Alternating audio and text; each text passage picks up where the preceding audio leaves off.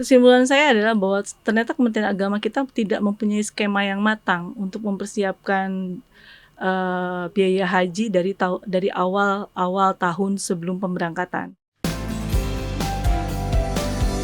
Sudut Dengar Parlemen. Halo, apa kabar pendengar juga pemirsa TV dan Radio Parlemen, serta pendengar dari RRI Pro 3 dan juga pemirsa dari RRI Net. Jumpa lagi dengan saya Bimo Pratama di program Podcast Sudut Dengar Parlemen. Podcast yang membahas dan juga mendengar persoalan dari sudut dengar yang sebenarnya. Pada kesempatan kali ini, saya Bimo Pratama beserta narasumber episode ke-31 kali ini akan membahas tentang meroketnya biaya haji di tahun 2023, tepatnya di negara kita Indonesia.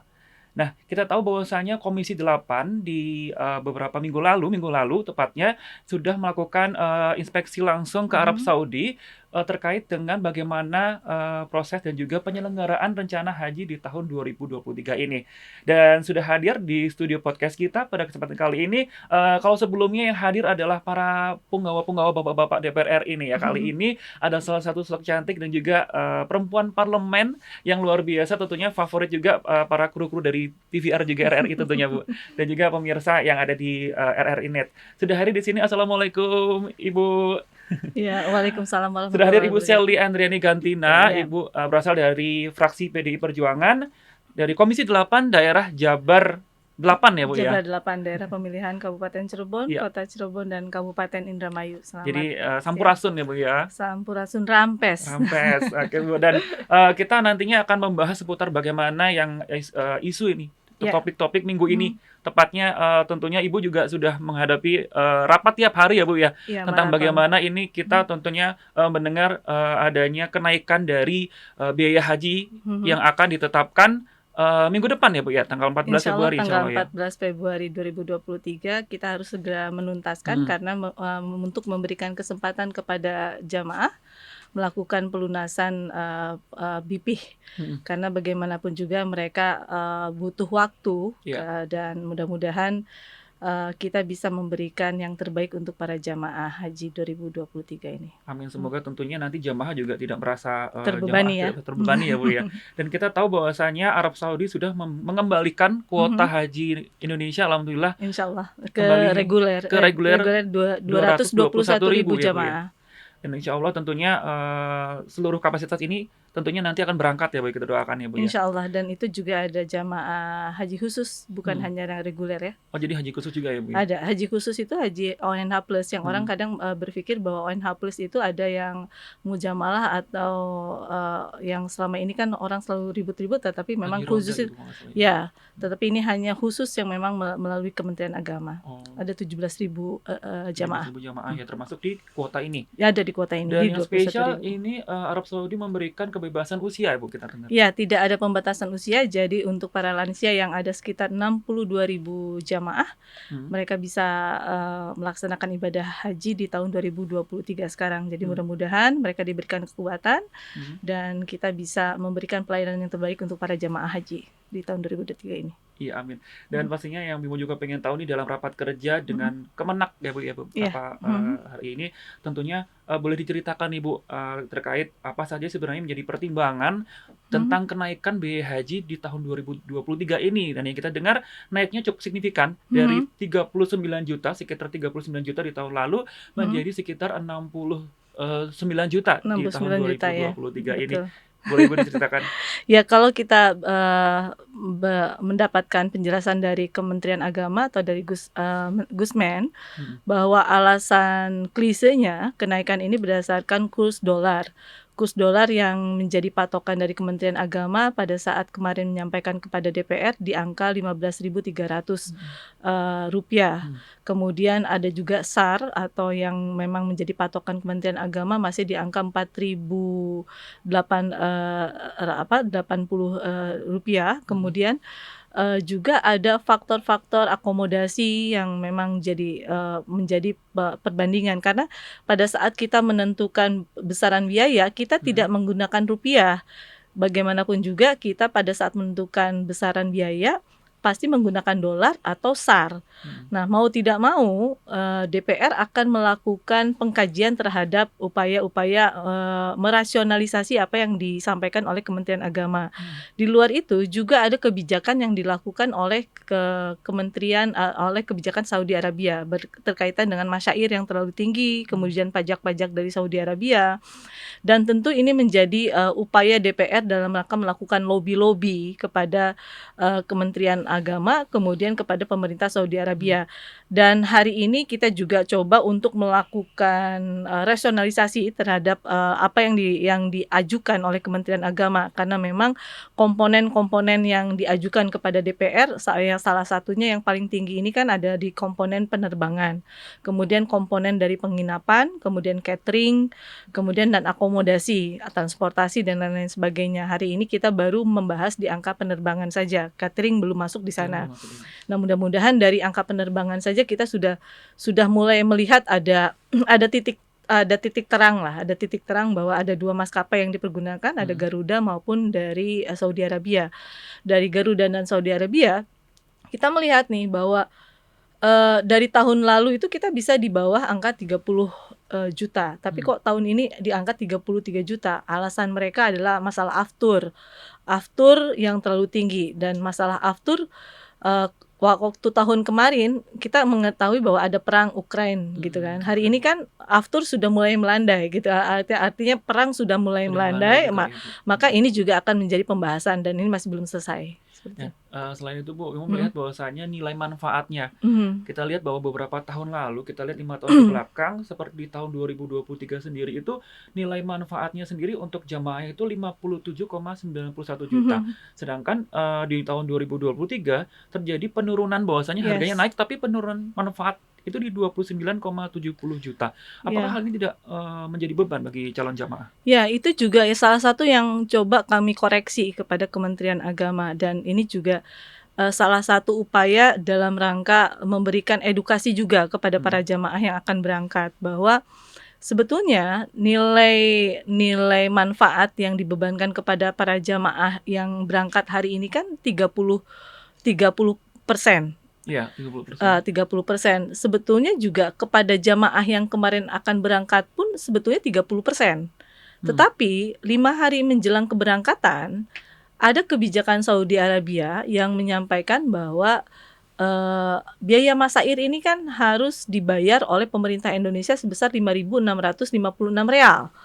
Yang kalau sampai pemerintah Indonesia tidak membayar itu, maka visa para jamaah yang sebanyak 100.000 jamaah tidak akan dikeluarkan. Yang otomatis mau tidak mau pemerintah Indonesia tidak bisa membebankan itu kepada para jamaah. Yang saat itu DPR pun kelimpungan. Dalam artian kan kita tidak bisa meminta kepada jamaah saat itu untuk langsung harus memberikan pelunasan 5 hari menjelang keberangkatan para jamaah. Yang otomatis kita membebankan itu semua kepada nilai manfaat yang ada di BPKH. Nah, pada saat kita konversikan kepada nilai manfaat, maka otomatis nilai manfaat tadi itulah yang akhirnya dibebankan kepada para jamaah, kepada nilai manfaat yang seharusnya dibebankan kepada jamaah, yang seharusnya jamaahnya tadi sebetulnya sama 30%, tetapi karena jamaah tidak mungkin melunasi pada saat pemberangkatan, akhirnya dibebankan kepada nilai manfaat tadi gitu loh. Nah, ini yang tidak dijelaskan oleh pemerintah kepada rakyat Indonesia, bahwa kenapa sih yang tahun 2022 beban itu justru nilai manfaatnya terlalu tinggi, sementara di tahun 2023 sekarang jamaah itu dibebankannya sebesar itu. Sebetulnya beban jamaahnya sama 30%. Berbalik ya Bu ya, gitu loh, berbalik. Nah, kemarin itu kenapa dibebankan dibayar itu karena memang waktunya tidak terkejar untuk pembayaran masyair tadi. Nah, hari ini DPR coba merasionalisasikan tadi. Bagaimana caranya masyair yang terlalu tinggi itu tidak lagi dibebankan juga kepada jamaah. Dalam rangka itu kita sedang melobi juga nih kepada Kementerian Agama, bisa nggak sih kamu melakukan lobby kepada Kementerian Agama Saudi Arabia agar yang 5.656 real ini lakukanlah lobby-lobby secara informal, pendekatan dikurangi. Nah, kemarin itu ternyata Kementerian Agama menyampaikan sudah di angka 2.700 real. Nah, ini kan lumayan nih, udah ada Iya. pengurangan seperti itu. Dan melihat bahwasanya Bu, kita tahu bahwa Badan Pengelolaan Dana Haji itu BPKH sendiri kan sesuai dengan UU nomor 34 tahun 2014 itu fungsinya adalah mengelola keuangan haji yang ada di Indonesia. Nah, fungsinya sendiri apakah sudah benar Bu sejak mungkin dari beberapa tahun lalu sehingga hal ini bisa berpengaruh terhadap kondisi sekarang? Menurut saya sih secara fungsinya seharusnya mereka sudah mengelola secara baik, tetapi ada ketidaktransparan yang dilakukan oleh BPKH. Yang inilah yang sedang dikejar oleh DPR. Kita ingin mengetahui sebetulnya BPKH punya roadmap nggak sih gitu loh dalam rangka menjaga sustainable keuangan haji. Kita ingin tahu sustainable keuangan haji sampai dengan 20 tahun yang akan datang ini seperti apa. Karena kita tidak mau kalau masih polanya seperti ini, jangan-jangan sampai dengan 10 tahun uang ini udah habis nih. Ya. Nah, yang diinginkan oleh DPR ke depan, jangan pola seperti ini yang dilakukan. Bisa tidak keuangan haji itu ke depan, uang nilai manfaat itu dimasukkan ke rekening virtual account masing-masing jamaah haji. Agar itu akan lebih fair. Setelah 10 tahun, jamaah tinggal melihat di rekening virtualnya. Oh, ternyata di rekening virtual saya ini sudah ada 50 juta. Kalau ternyata jamaah harus disuruh bayar 70 juta, berarti kan saya tinggal membayar 20 juta. Iya. Itu kan lebih fair. Nah, inilah yang sedang dilakukan oleh DPR dalam rangka memperbaiki keuangan haji. Dan itu mungkin membutuhkan juga perbaikan regulasi yang kita akan lakukan. Dan juga kalau kita melihat di UU nomor 8 tahun 2019 nih Bu, tentang penyelenggaraan haji di mana seharusnya negara memberikan pengawasan dan juga pelayanan dan juga perlindungan nih Bu terkait dengan jamaah untuk menjalankan ibadah haji. Tidak semata-mata kita melihat bahwasanya kalau melihat BPKH nih dan juga nilai-nilai dari penjaminan tadi yang nilai manfaat tadi, semata-mata kita sebagai masyarakat Indonesia melihatnya oh ini butuh untung rugi nih ternyata gitu, sehingga esensi dari ibadah haji itu sendiri jadi dikesampingkan. Kalau menurut Ibu seperti apa? Apakah ada intervensi sendiri dari Komisi 8? Ya betul, sebetulnya itu yang sedang kita lakukan upaya tadi. Karena selama ini orang selalu menganggap dengan kehadiran BPKH, asumsinya uang yang dikelola BPKH itu seolah-olah dipergunakan untuk infrastruktur, kemudian dipergunakan untuk mencari keuntungan, untuk ya sukuk lah dan lain-lain sebagainya. Sementara hari ini kemarin DPR menyatakan BPKH itu sebetulnya Dirjen baru Kementerian Agama apa bukan? Dan mereka tidak pernah melakukan upaya untuk menjelaskan posisi keuangan yang dikelola mereka seperti apa. Transparansinya sangat kurang dan itu juga akan kita lakukan pembahasan sore hari ini. Hari ini setelah rapat dengan PT Garuda dan Kementerian Keuangan, kita akan juga rapat dengan BPKH dan kita akan meminta kepada mereka untuk memaparkan kondisi keuangan mereka itu sebetulnya seperti apa nih? Ada apa tidak nih uang itu? Karena itu yang harus dijelaskan kepada para jamaah. Nah, mengenai untung rugi itu memang sesuatu yang harus kita jelaskan kepada para jamaah. Jangan sampai tadi 5,1 juta jamaah mempertanyakan itu dan waiting list yang 90 ya mohon maaf kalau dengan Covid kemarin ada masyarakat di daerah Sulawesi Utara atau mungkin daerah Goa, mereka waiting listnya bisa sampai dengan 90 tahun. Kalau hari ini pengelolaan BPKH masih seperti ini, jangan-jangan mereka tidak bisa tersubsidi. Nah, itu yang kita khawatirkan. Nah, jadi DPR akan berupaya untuk melakukan perubahan regulasi dengan mengajukan perubahan Undang-Undang BPKH, kemudian Undang-Undang Haji. Dalam rangka tadi, perubahan itu juga akan merubah tentang nilai investasi yang akan dilakukan oleh BPKH. Dan Bu, Ibu juga melihat bahwasanya setelah Ibu dan juga tim dari Komisi 8 melakukan pengawasan langsung ke sana, kunjungan langsung, apakah ada poin-poin misalnya tentang cateringnya, tentang transportasi dan hal-hal yang mungkin bisa dirubah ataupun bisa dimodifikasi sehingga nanti nilai dari dana yang harus ditanggung jamaah ini menjadi lebih berkurang banyak nih gitu. Menurut kami sangat banyak yang bisa kita lakukan pengurangan. Misalnya dari hari saja. Dari hari ini kan 42 hari. 42 hari ini kan sangat terlalu lama ya. Sebetulnya kalau masyarakat Indonesia itu yang paling penting itu adalah wajibnya ini kan selama di Armuna. Armuna itu kan 5 hari atau 7 hari Armina. Kemudian kalau kita bicara orang Indonesia selalu ingin melaksanakan arba'in di Madinah. Kalau kita melaksanakan arba'in di Madinah itu kan 9 hari. 9 hari ditambah 5 hari aja sudah sekitar 14 hari. 14 ya 14 hari ya. 14 hari 9 ditambah 5 14 hari. 14 hari dan tinggal sisanya. Nah, selama ini itu di Mekah itu 20 hari gitu kan. Nah, kalau misalnya di Mekah saja bisa kita kurangi 5 hari saja, itu kan sudah lumayan. Nah, kalau itu bisa dikurangi, otomatis beban biaya jamaah haji ini akan berkurang. Dari hotelnya akan berkurang, kemudian dari cateringnya berkurang, kemudian dari transportasinya juga berkurang, kemudian dari insentif petugas hajinya juga akan berkurang. Nah, berapa uang negara yang akan terselamatkan? Kita hitung-hitung bisa sampai 1 triliun akan terselamatkan. Nah, ini kan akan menjadi penghematan yang sangat lumayan yang akan dilakukan oleh DPR dalam rangka mengurangi beban para jamaah tadi. Dan kita kalau misalnya nih nanti di tanggal 14 ternyata harganya sudah biayanya sudah ditetapkan gitu ya Bu ya. Ternyata kita tahu bahwa kondisi ekonomi Indonesia juga masih belum stabil ya Bu ya, kita tahu sendiri pasca Covid kemarin. Nah, apakah sudah ada langkah antisipatif sendiri dari Komisi 8 terkait dengan jamaah-jamaah haji yang ternyata tidak mampu untuk memenuhi biaya tersebut? Ya, saya sudah coba berbicara, memang kita belum ada pembicaraan ke sana, tetapi inisiasi pribadi saya kepada Kementerian Agama, apabila ada jamaah yang menunda keberangkatan apabila ada jamaah yang secara ikhlas menunda keberangkatan, maka saya akan meminta kepada Kementerian Agama untuk diberikan kesempatan untuk diberangkatkan diberikan pemberangkatan di periode berikutnya secara diutamakan di pemberangkatan tahun berikutnya ya, seperti itu. Dan sepertinya Kementerian Agama juga akan setuju untuk seperti itu. Karena kalau kita berbicara siapa yang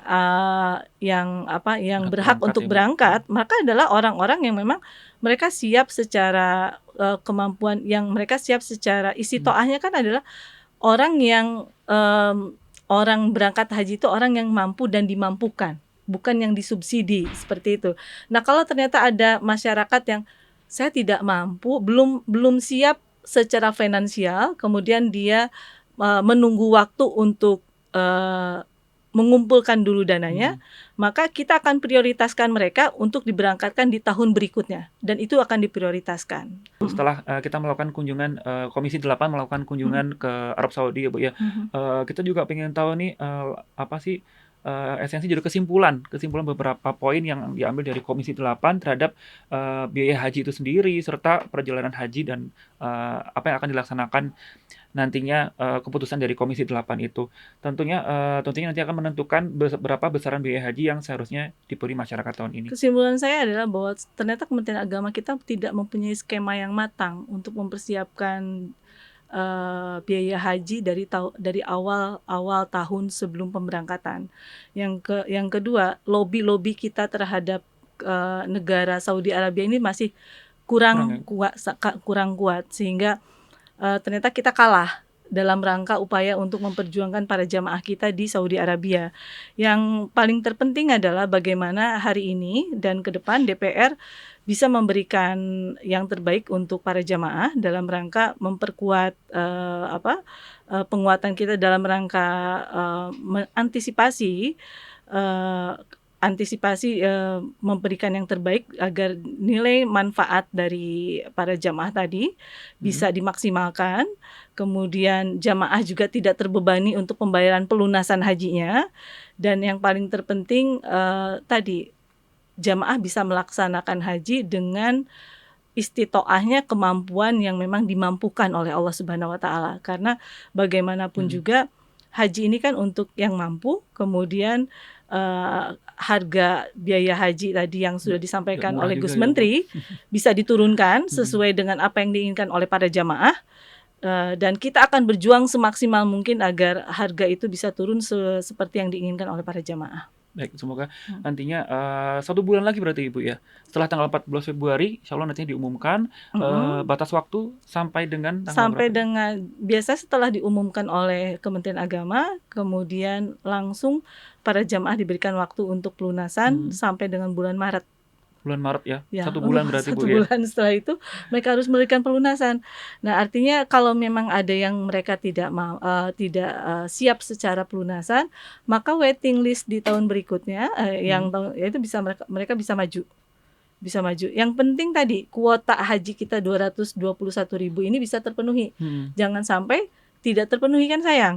Bahkan saya dengar di tahun 2024 nanti mhm. kuota kita akan bertambah menjadi 300.000. Tetap nomor 1 yang paling besar ya Bu? Yes. Nah, artinya kalau 300.000 BPKH harus nyiapin uangnya lebih besar. Iya betul. Bagaimana keuangannya? Ini yang paling penting. Ini yang kita akan rapatkan hari ini. Sebetulnya BPKH uangnya ada apa tidak? Dan, Itulah. kita juga pengen tahu spill sedikit nih Bu, boleh nanti, Heeh. poin-poin apa yang akan ditekankan Komisi 8 Mhm. untuk, kita tahu yang paling paling, menjadi poin pertanyaan adalah dari BPKH sendiri.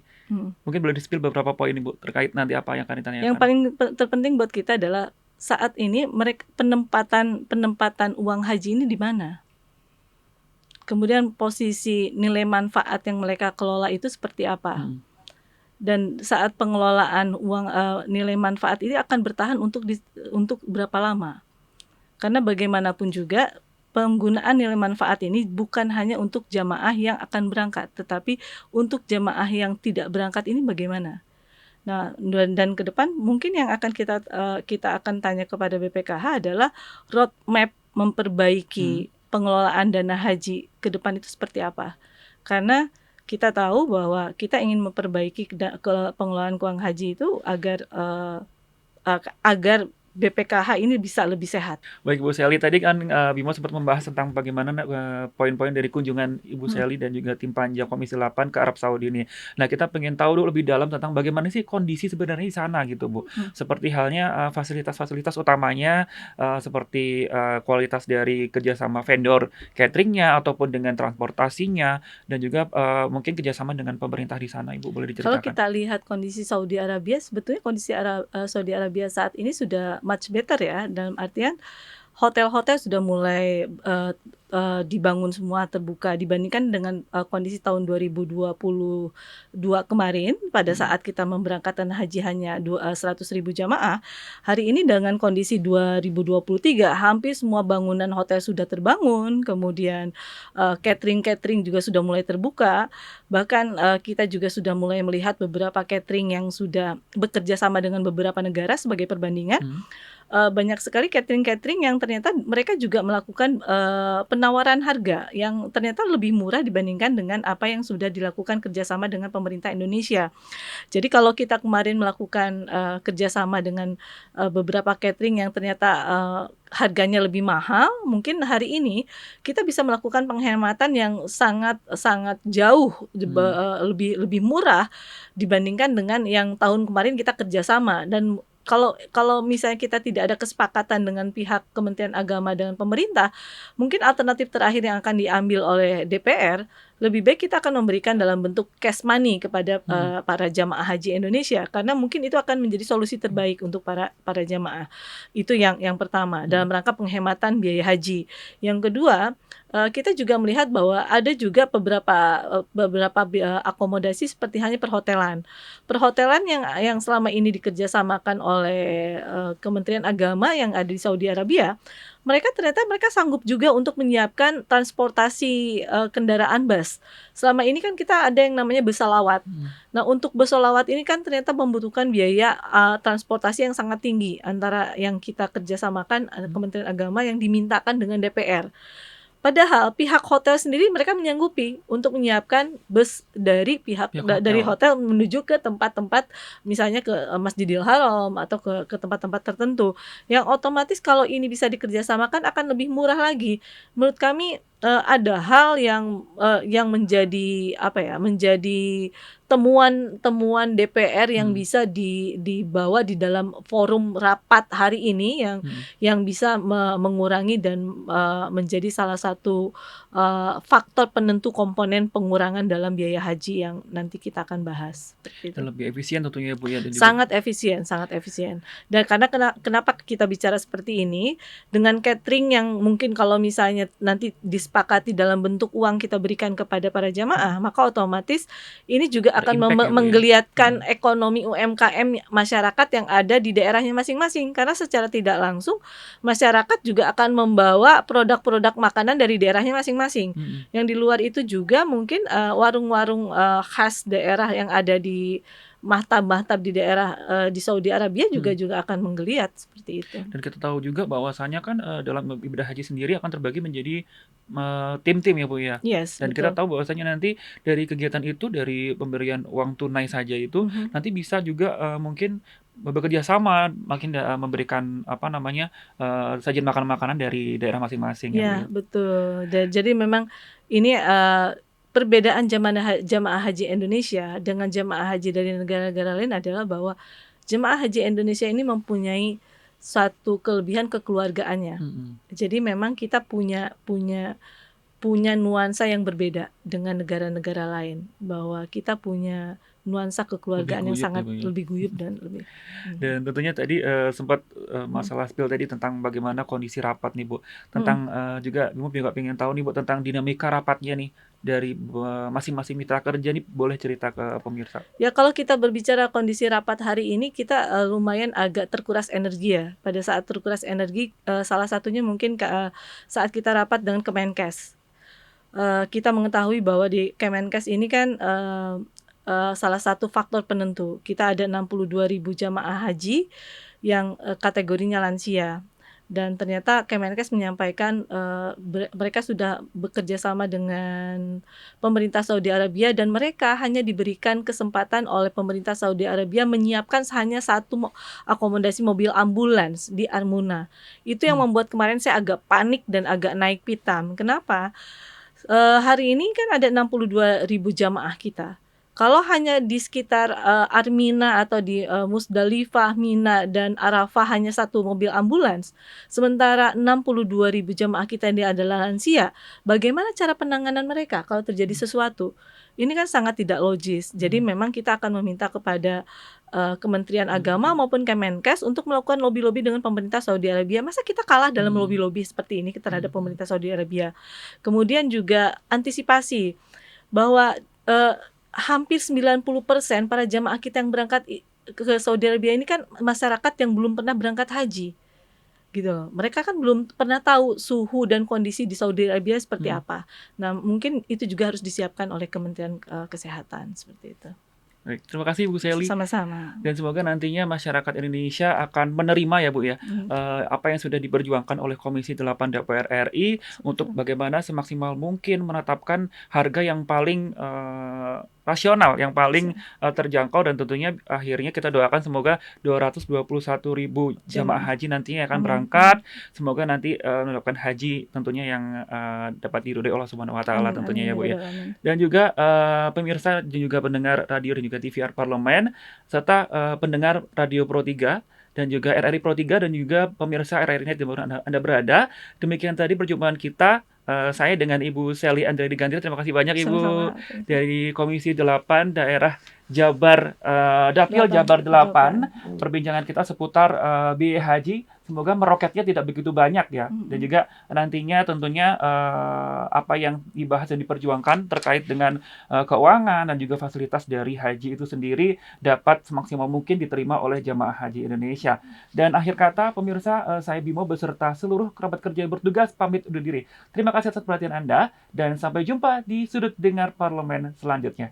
Wassalam.